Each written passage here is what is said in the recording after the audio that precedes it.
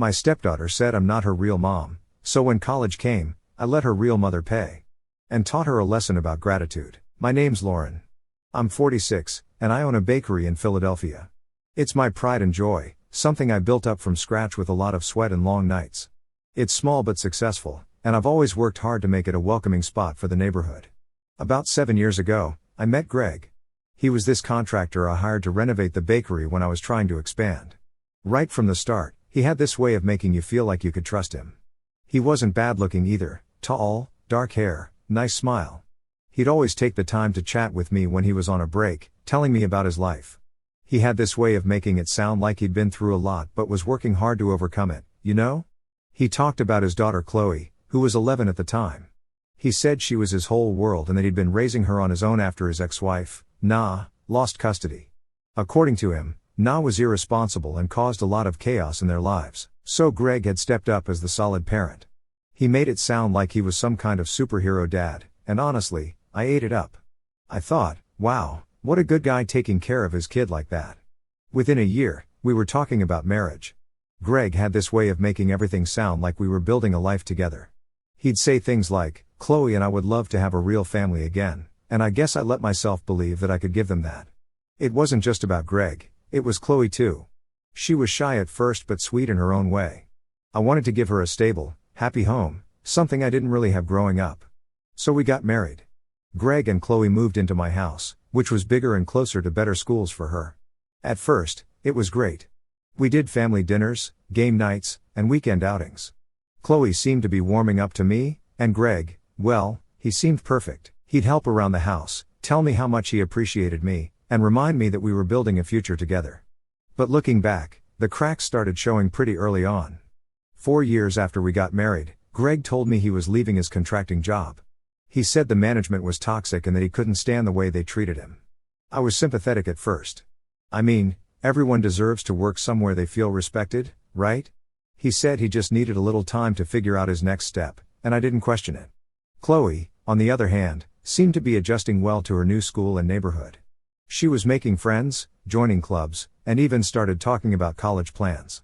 One day, she came home from school and said she needed a $200 calculator for some advanced math class. I told her I'd look into it, but before I could even finish the sentence, she snapped, "What is there to look into? I need it." Greg, who was sitting on the couch scrolling through his phone, chimed in with, "Just get it for her, Lauren. It's for school." Like, excuse me? I'm already paying for everything, and you're just going to sit there and tell me what to do with my money? I should have said something then. I should have set boundaries, but I didn't. I wanted to keep the peace. I told myself this is what families do, you support each other. So I bought the damn calculator and pretended it didn't bother me. But deep down, I was starting to feel like I was being taken advantage of. The thing that really got to me was how Greg talked about our future while doing absolutely nothing to contribute to it. He'd sit there with his coffee telling me about these grand plans to start his own business. "Once I get it up and running, Lauren, you'll see. I'll make sure you don't have to work so hard anymore." It sounded great in theory, but there was zero follow-through. He didn't even have a business plan. It was all talk. Okay, at first I tried to be understanding of Greg quitting his job.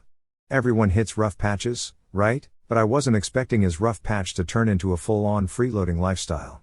Weeks turned into months, and the man did absolutely nothing. I'd come home from 12-hour days at the bakery to find him sprawled out on the couch eating chips and watching reruns of old cop shows. He didn't even bother to change out of his sweats most days. Meanwhile, the groceries he promised to pick up tomorrow were still not bought, the sink was full of dishes, and the trash was overflowing. "Hey Greg," I'd ask, trying not to sound too annoyed, "did you send out any job applications today?" "Not yet," he'd say, eyes glued to the TV. "I'm still working on my portfolio, for the freelance gigs I'm planning." "Oh, the freelance gigs. Let me tell you about those." Apparently, Greg's big plan was to start some kind of home renovation consulting business. He talked a lot about pivoting his skills and being his own boss.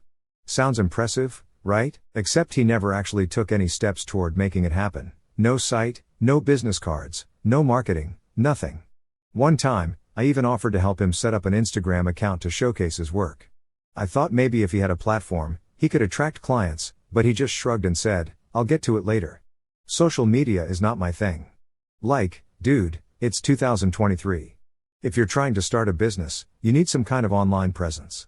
While Greg was busy planning his imaginary empire, I was footing the bill for literally everything. Mortgage, utilities, groceries, you guessed it, me.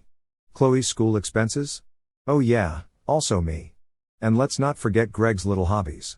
He started getting into woodworking as a stress reliever, which meant I was buying him expensive tools and supplies that sat untouched in the garage. One day, I came home from the bakery and found a $400 saw sitting in the living room. "What's this?" I asked, holding up the receipt. "Oh, that's for my new project," Greg said, not even looking up from his laptop. "I'm going to build a custom coffee table for the living room." "Greg, we already have a coffee table," I pointed out. "Yeah, but it's not personal, you know? I want something that represents us." The coffee table never got built. The saw stayed in the box for weeks until I eventually shoved it into the garage to get it out of sight. Meanwhile, Chloe was catching on to her dad's vibe and started acting like the world owed her too.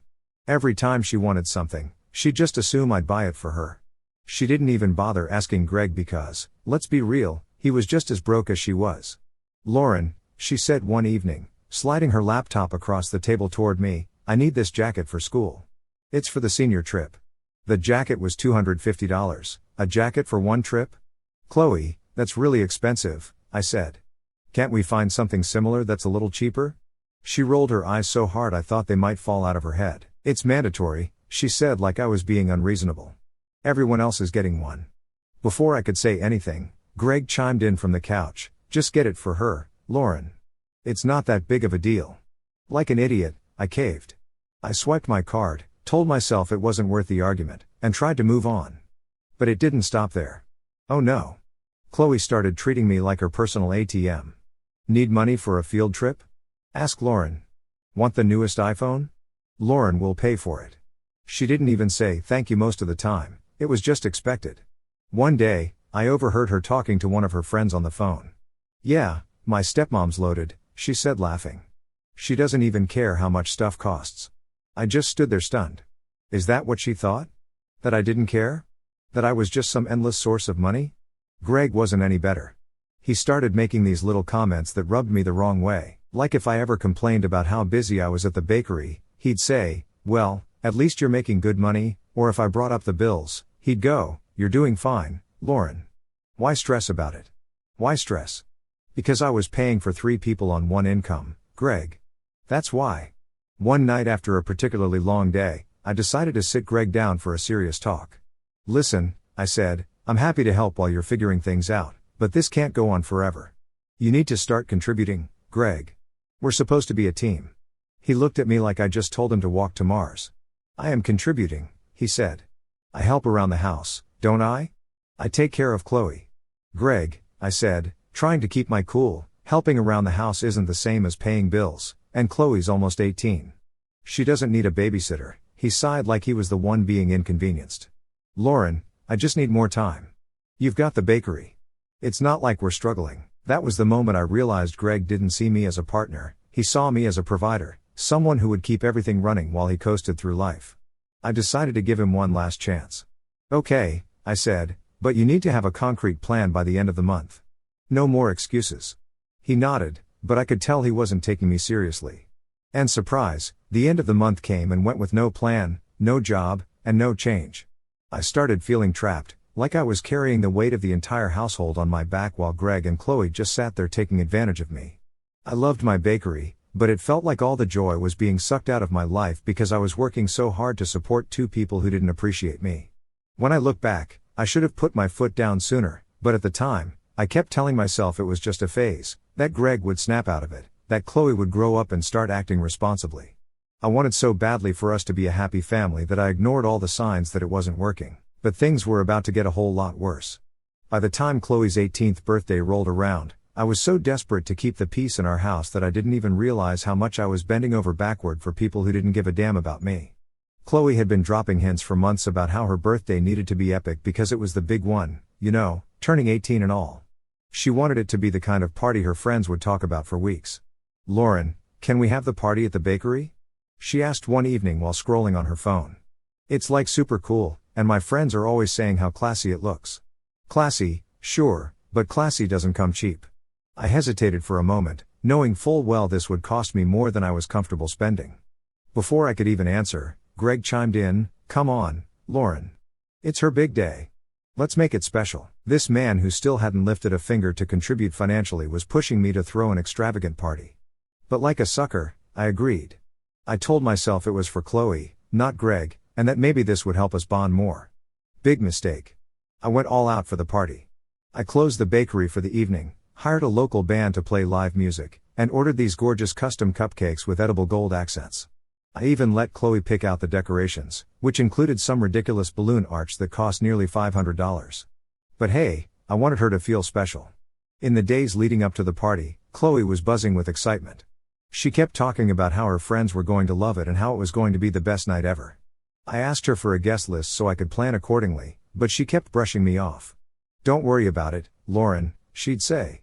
"It's just a small group of friends." I should have known better. The night of the party, I showed up early to make sure everything was perfect. The bakery looked stunning, and I was actually kind of proud of what I'd pulled off. Chloe arrived about an hour later, dressed to the nines in a designer dress I had bought her. She looked amazing, and I could tell she felt like a queen. Her friends started trickling in, and soon the place was packed, not just with her classmates but also with random people I'd never even heard of. It was chaos. Kids were running around snapping selfies and blasting music louder than I was comfortable with. But Chloe looked happy, and I figured that was the point. Then, just as I was starting to relax, she walked in. Chloe's mom. I knew it was her the second I saw her. She had this air of entitlement like she owned the place. She was wearing this gaudy outfit that didn't match the vibe of the party at all, and her lipstick was smeared like she hadn't checked a mirror all night. She walked right up to Chloe, arms wide open, and yelled, "There's my baby girl." Chloe froze for a second, glancing nervously at me, but then she hugged her mom like nothing was wrong. "Mom, you made it," she said, smiling. Made it? I hadn't invited her. I didn't even know Chloe had invited her, but there she was acting like she belonged. I tried to keep my cool, but my heart was racing. I walked over to Greg, who was standing in the corner sipping a soda like he was a guest at someone else's party. "Greg," I said quietly, "did you know Na was coming?" He looked at me like I just asked him if the sky was blue. "Of course I did," he said. "Chloe told me she wanted her mom here. I didn't think it'd be a big deal." Not a big deal? The woman hadn't shown up sober to a single event in years, and now she was at my bakery crashing a party I paid for. I was furious, but I didn't want to cause a scene, not yet. I tried to avoid Na, but she made that impossible. She was everywhere, hugging Chloe, chatting with her friends, and loudly telling stories about how she used to throw parties just like this when Chloe was a kid. It was infuriating. Then, as if she hadn't already made her presence loud enough, she walked up to my table where I was sitting with Greg and Chloe and said, "This is my spot. Move." I stared at her, trying to process what she just said. "Excuse me?" I replied. "This is my daughter's party," she snapped. "I'm her mother. I should be sitting next to her, not you." I looked at Greg hoping he'd step in, but as usual, he just stared at his drink like it was the most interesting thing in the world. Chloe, who was sitting next to us, didn't say a word either. She just looked down at her phone pretending not to notice. "I'm not moving," I said firmly. "There are plenty of empty seats. Feel free to pick one." Na's face turned red. "Oh, look at you," she sneered, "the big bad stepmom who thinks she can replace me. Guess what? Money can't buy love." Before I could respond, she grabbed a plate of food off the table and hurled it onto the floor. The sound of breaking glass echoed through the room, and everyone stopped talking. It was dead silent. "Get out," I said, my voice shaking with anger. "You're not welcome here." Na laughed like I told a joke. "Oh, you think you can kick me out? You're nothing, Lauren. Nothing." I signaled to the bakery security staff. Yes, I had security because I wasn't stupid enough to think a party full of teenagers wouldn't need supervision. They escorted Na out while she screamed and caused a scene in front of all the guests. Chloe looked mortified, and Greg, he still didn't say a damn word.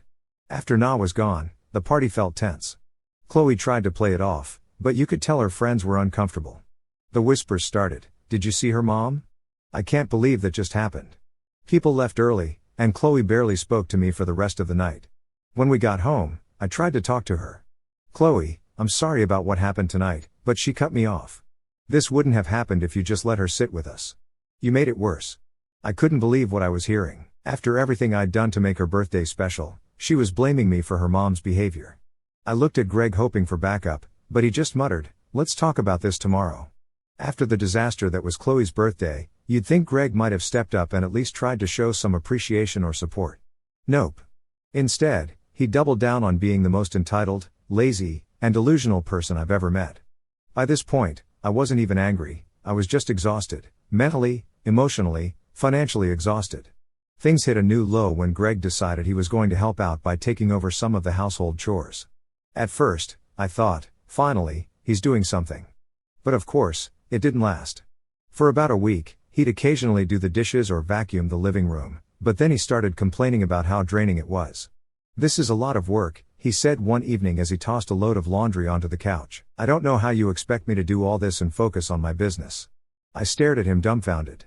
"Greg, I've been doing all of this and running a business for years. What are you talking about?" He shrugged. "Yeah, but you're used to it. This is new for me." I couldn't even respond. What was there to say? The man was allergic to responsibility. And then there was Chloe. If Greg was a freeloading mooch, Chloe was quickly becoming his protégé. She'd picked up on his attitude and ran with it. She wasn't just asking for things anymore, she was demanding them. One evening, she came downstairs and announced that she needed new furniture for her room, not just a desk or a chair, she wanted a full makeover, new bed, new dresser, new everything. "I've outgrown all my old stuff," she said, flipping her hair like she was a Kardashian. "I need something more mature." "Chloe, we can't afford that right now," I said firmly. "Maybe we can look at updating a few things next year." Her face turned red. "You just don't want to spend money on me because I'm not your kid," she snapped. That hit me like a ton of bricks. I'd been doing my best for this girl, and she had the nerve to say I didn't care about her because she wasn't my biological daughter. I didn't even know how to respond. Greg, of course, didn't say a word. He just sat there staring at his phone like nothing was happening. That night, I sat down with Greg and laid it all out. "You need to get a job," I said bluntly. "I don't care what it is, but you can't just sit here and expect me to do everything. It's not fair." Greg didn't take it well. "You're being selfish," he said, crossing his arms. "You don't understand how hard it is for me right now." I laughed, an actual laugh, because I couldn't believe what I was hearing. "Hard for you? Greg, I'm the one working 12-hour days while you sit on your ass. How is that fair?" He just shook his head. "You don't get it, Lauren. You've always been about the money. You don't care about my dreams." That was it. That was the moment I realized Greg didn't see me as a person, he saw me as a bank account. Greg's true colors were in full view, and I knew things weren't going to get better. But little did I know, Chloe was about to up the stakes and push me to my breaking point. Chloe's graduation was the grand finale. By this point, I was so worn down by Greg and Chloe's entitlement that I could barely muster the energy to argue anymore. I'd become the human version of sure, whatever, just going along with things to avoid yet another blow-up. But let me tell you, this one took the cake. It started a couple of weeks before Chloe's graduation ceremony. She came home one day full of excitement, waving a letter from her school. "They're giving me an award at graduation," she announced, practically skipping into the kitchen. "That's great, Chloe," I said, genuinely happy for her. "What's the award for? Something about leadership or community service?" "I don't know," she shrugged, already texting someone on her phone. "But the important thing is I get to go on stage." I smiled and congratulated her, even though it bugged me a little that she didn't even know what the award was for.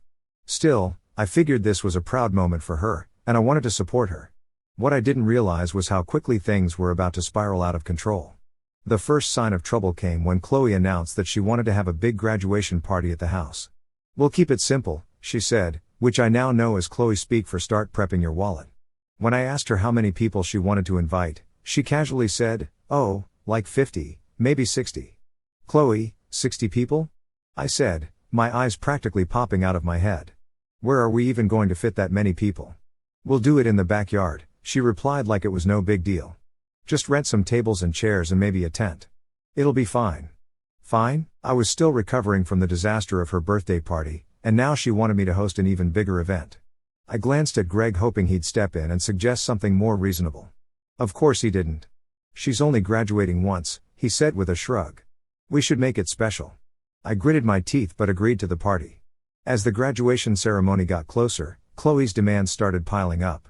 She needed a new dress for the event. "Nothing cheap, Lauren, this is a big deal," new shoes to match the dress, professional hair and makeup, and of course a custom cake for the party. By the time I finished paying for everything, I was out hundreds of dollars. Not once did Greg or Chloe even offer to chip in. On the morning of the ceremony, Chloe came downstairs wearing her brand new dress, looking like $1,000,000. She glanced at me and said, "Don't forget to bring flowers for after the ceremony. It'll look weird if I don't get any." It'll look weird? Not "Hey Lauren, could you please bring flowers?" No, it was just expected that I'd show up with a bouquet like some personal assistant. I bit my tongue, grabbed my keys, and ran out to pick up flowers before we headed to the school.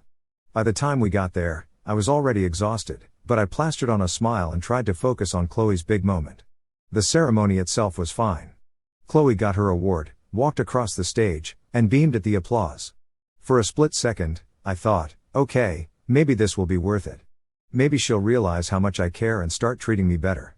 After the ceremony, we met her outside to take pictures. Greg handed her the bouquet I'd bought, taking all the credit of course. "Your stepmom picked these up," he said like it was some minor afterthought. Chloe barely glanced at me. "Oh, thanks I guess." "Thanks I guess?" I'd been running myself ragged to make this day perfect for her, and all I got was a half-hearted "thanks." I swallowed my frustration and smiled for the pictures, but inside I was fuming. The real drama started at the graduation party. I'd spent all day setting up the backyard, arranging tables, hanging decorations, and making sure the food was perfect. By the time the guests started arriving, I was running on fumes. Chloe, on the other hand, was in full party mode, laughing with her friends and posing for pictures like a celebrity. Greg, as usual, was nowhere to be found, probably hiding inside scrolling on his phone. About an hour into the party, Chloe came up to me and said, "Mom's coming over." I froze. "What do you mean Mom's coming over?" "She wants to congratulate me," Chloe said as if it were the most normal thing in the world. I told her to stop by. "Chloe," I said trying to stay calm, "after what happened at your birthday, I don't think it's a good idea for Na to come here." Chloe rolled her eyes. "That was your fault, Lauren.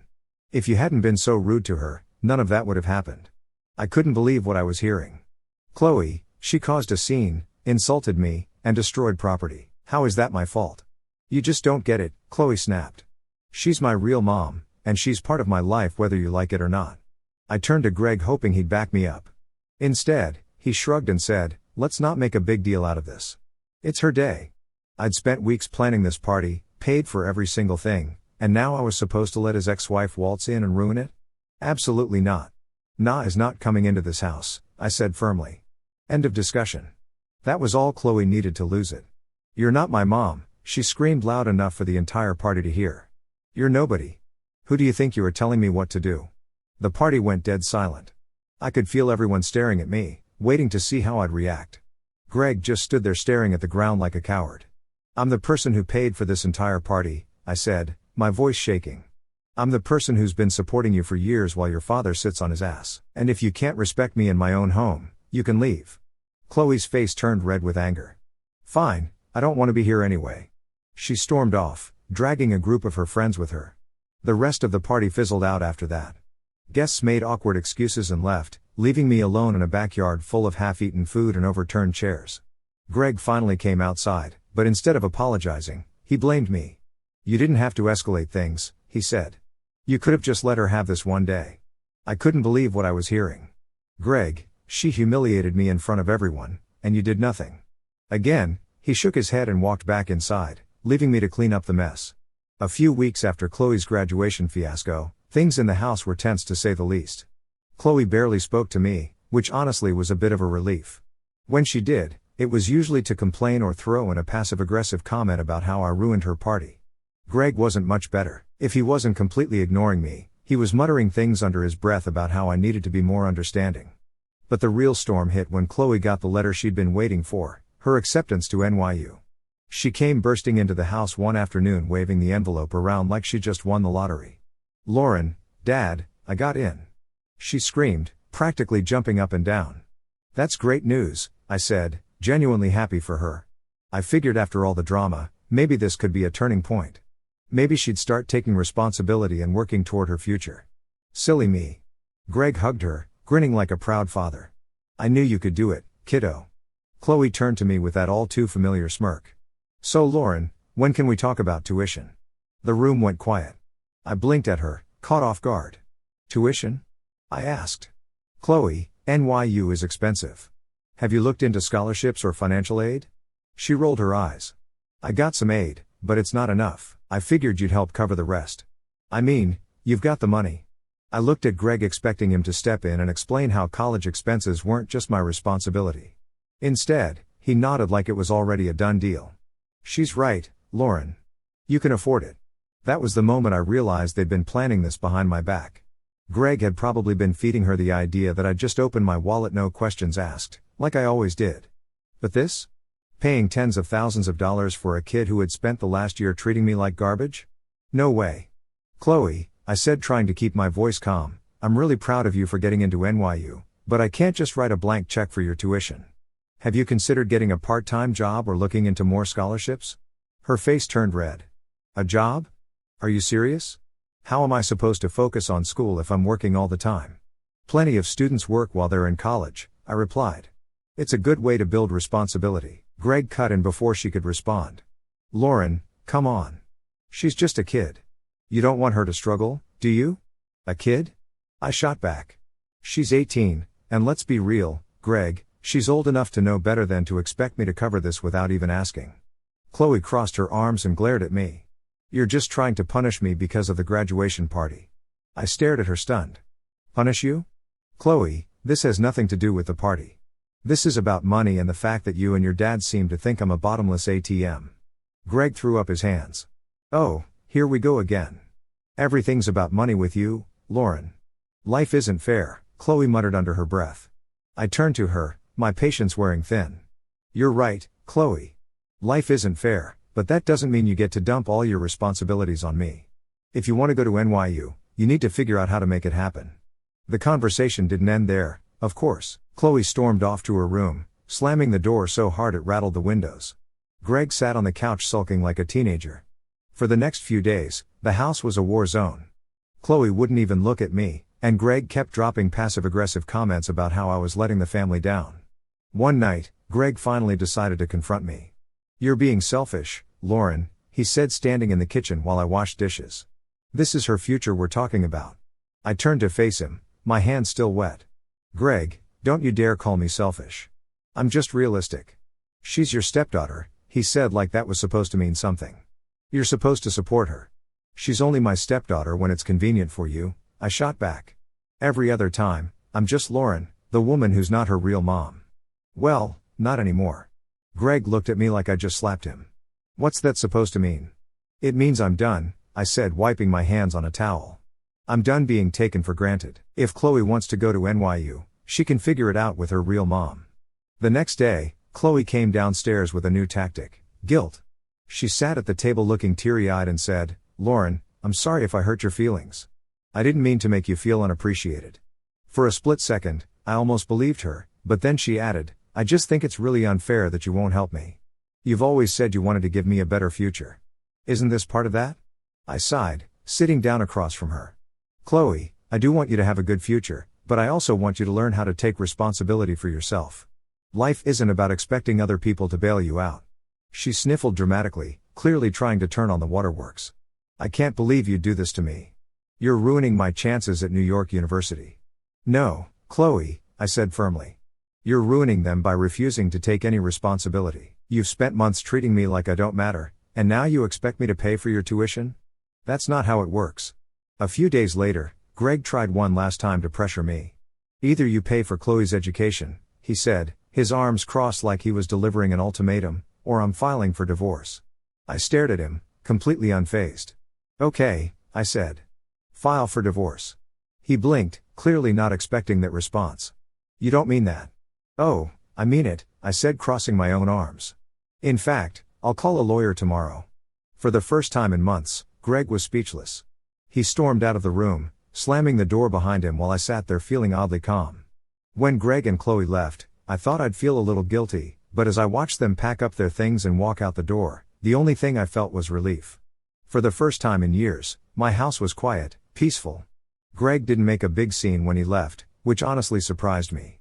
I think he realized his usual guilt trips weren't going to work anymore. He muttered something about how I'd regret this.